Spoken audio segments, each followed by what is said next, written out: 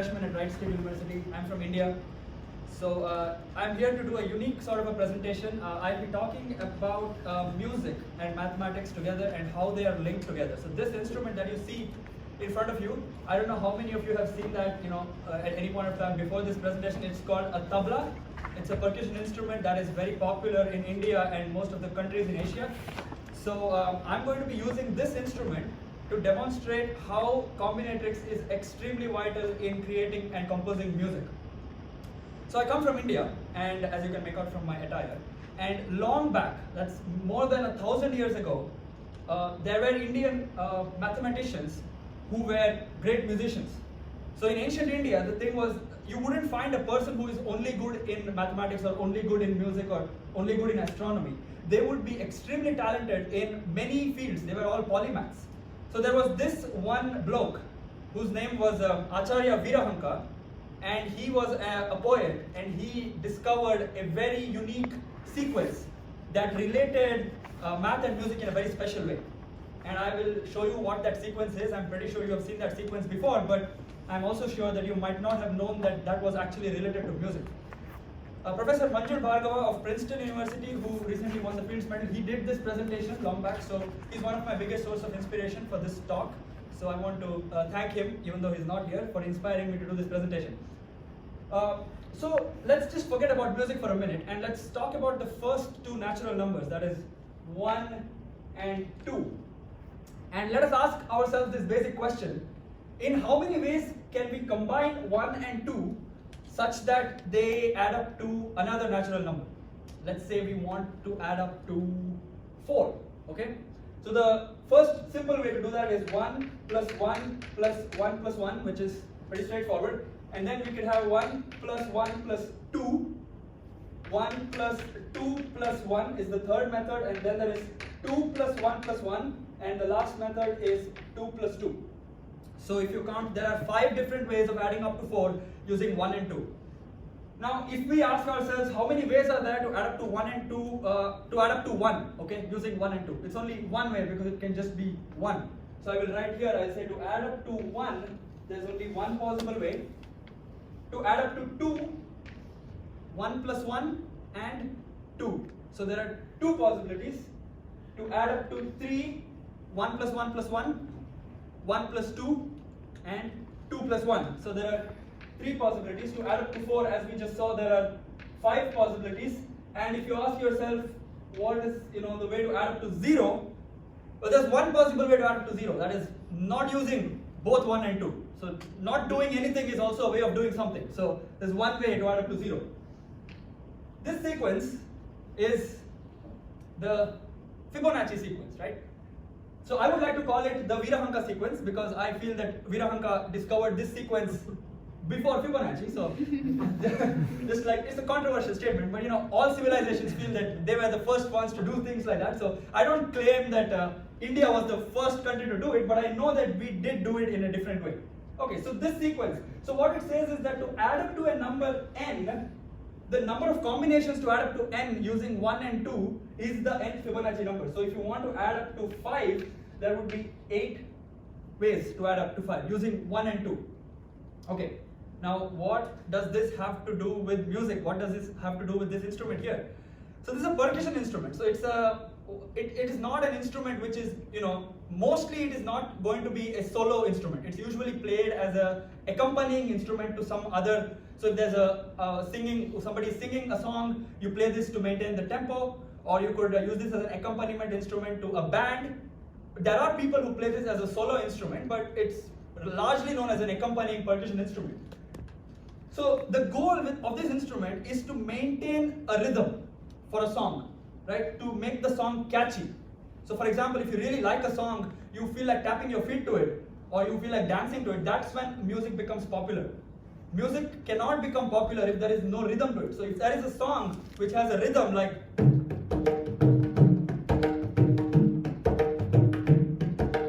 it's catchy because you feel like tapping your feet to it. So why is it catchy?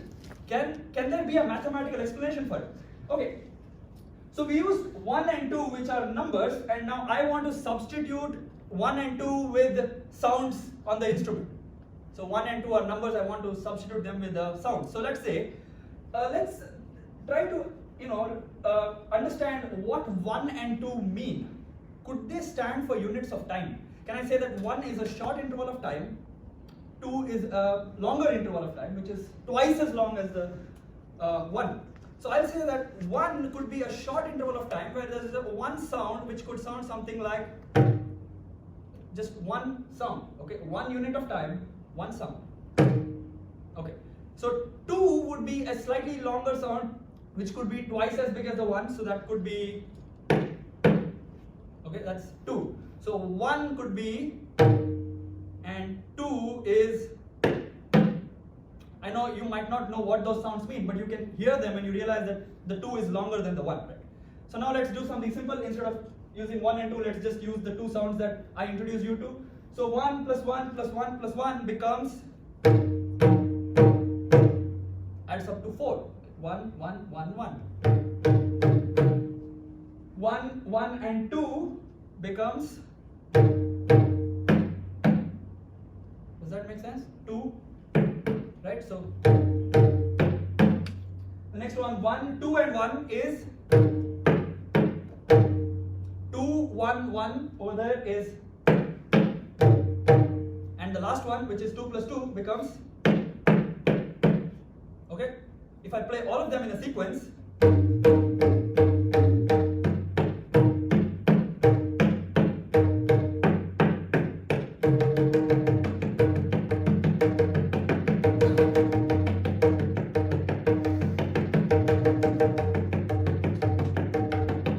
why is there a rhythm to it?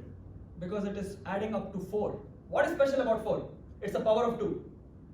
Every beat that is set to a power of 2, 2 beats, 4 beats, 8 beats, 16 beats, these are the most popular rhythmic cycles in any music. It could be Indian music, it could be rock music. Most of them are set to powers of 2. That is why it's extremely catchy when it is in powers of 2. Something interesting.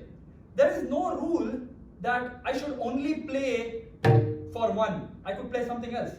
And there is no rule that I should play for 2. I could play something else. As long as it takes 1 unit of time and 2 units of time, I'm free to use whatever I want to. So I will play 2, I will play 2 as, instead of playing for 2, I will play, many of you might ask me, doesn't that sound like 4? Well, there were 4 sounds, but they were played in such a way that they would still take up 2 units of time. Try to understand. 4 sounds, but the units of time that it is taking is 2. So instead of playing for 2, I will play for 2, and the entire sequence becomes,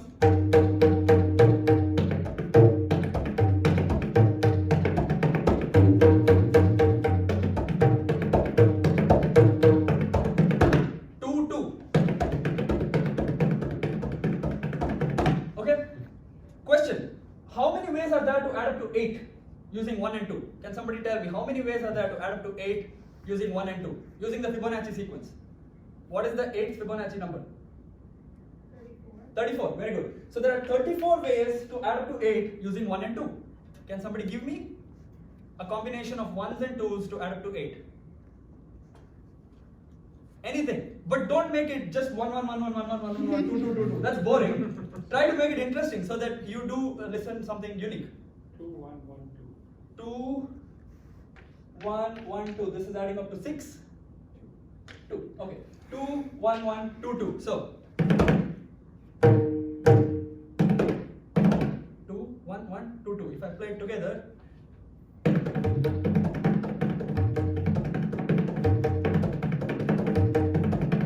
one more. Can anybody give me another combination to add up to 8? Using 1 and 2? Yes. 1, 2. 1, 2. 1, 2. 1, 1. Okay. 1, 2, 1, 2, 1, 1. If I play the two of them together,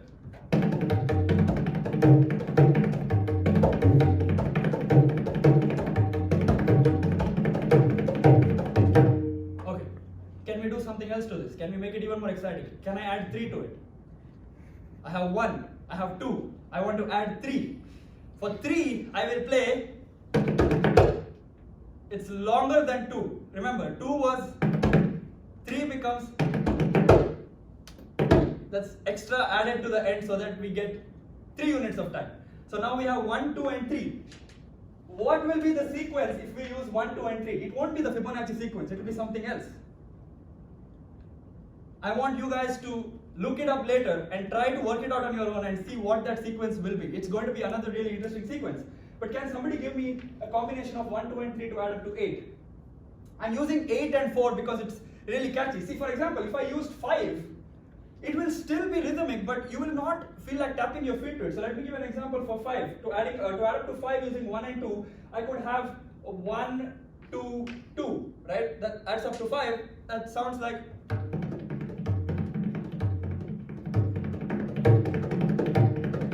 There's a little bit of an extra thing to it. You feel like, oh, there's something extra, there's something extra. You cannot easily tap your feet to it. But instead, if it is 4, it's simpler, right? Okay, so adding up to 8 using 1, 2 and 3, a combination, please. Can somebody, yes? Yes, 3, 2, 3. 3, 2, 3 adds up to 8. Okay, but can you add a 1 somewhere so it's more exciting? Yeah, I guess. Say 3, 2. 1, 1, 1. Okay. 3, 2, 1, 1, 1. Okay.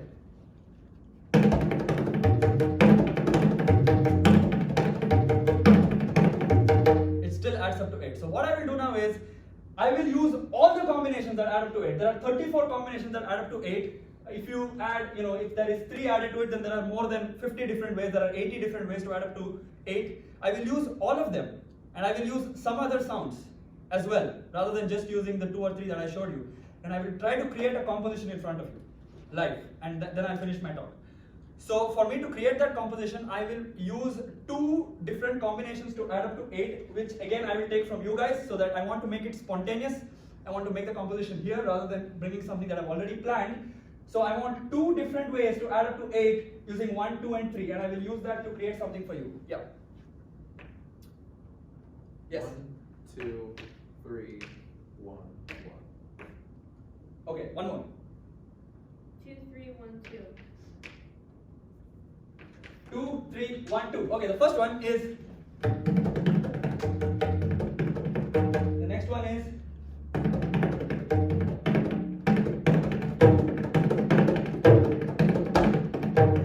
Okay, it's slightly confusing, but I'll try to play. Okay. So you might ask, you guys might wonder you might ask me, how do we know that you're playing it right? How do we know that you're actually adding up to 8? You could be adding up to something else. So I brought a meter with me that will play the same tune over and over again. So every time an 8-beat cycle is over, you know that when you hear the same sound again, you know that an 8-beat cycle is over. So I cannot cheat.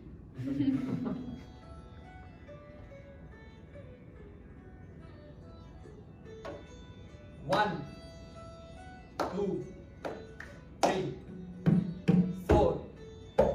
1, 2, 3, 4, 5, 6, 7, 8.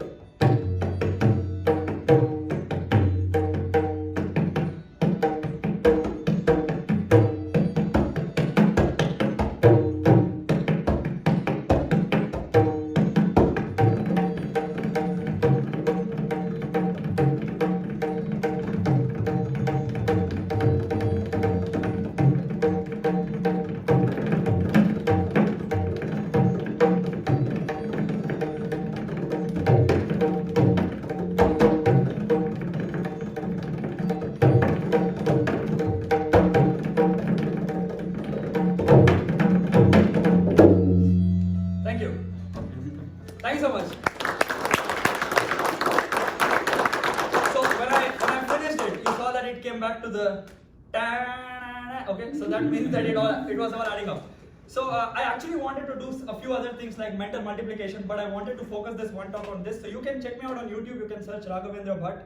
You can see my talks on YouTube. I recently wrote a book called Math, A Subtle Language of the Universe, in which I've included most of these concepts.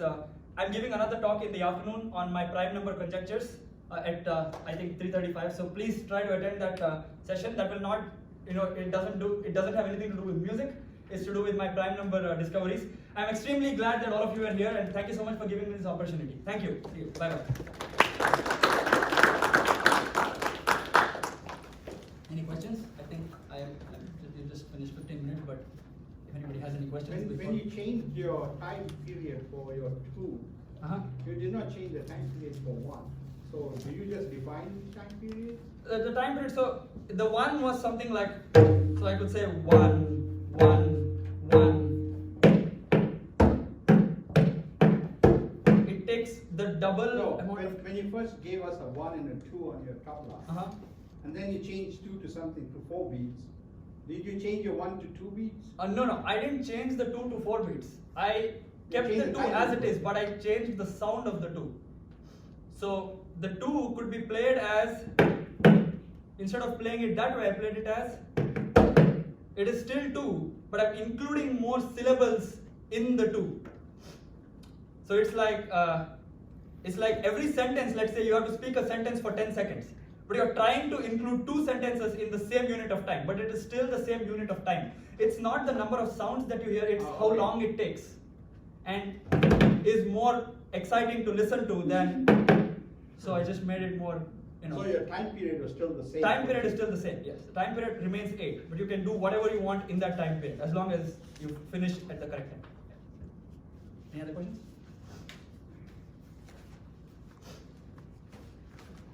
Yes. You said you wrote a book. Yeah. Over what? It's titled Math, a Subtle Language of the Universe. So there are few things that I address there. One is to do with the education system, how I feel mathematics should be taught. So I've been teaching kids for 3 or 4 years now. And one part is to do with ancient Indian mathematics, how concepts like algebra, arithmetic, geometry, these things happened in India 2000 years ago, how ancient people looked at it. Then there's a chapter on mental math, how to multiply numbers in your head really fast. What else? There's one chapter on music and applications of mathematics in different fields like magic squares and all that. And there are a few puzzles as well. Arthur Benjamin is one of my biggest inspirations from Harvard College. He does the mathemagic shows. He gave a talk at TED, so he greatly inspired me. And Srinivasan Ramanujan, I'm sure most of you might have heard of him, the great Indian mathematician. Yeah. Any other questions? Just in case, I will write my email ID on the board, so you can feel free to contact me if you have any other questions.